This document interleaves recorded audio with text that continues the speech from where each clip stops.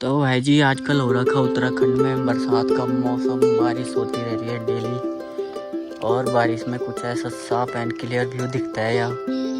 ये सामने के पहाड़ भी आपको क्लियर दिख रहे होंगे। बाकी मकान के स्ट्रक्चर तो अपने मस्त है, एक नंबर। और ये है यहाँ राजमा हो रखी है आजकल, और मकाई भी लग रखी है। ये कद्दू के बीच के पौधे करकरेला बोलते हैं इनको, सब्जी होती है इनकी बढ़िया मस्त है, छेमी छूमी है सारी।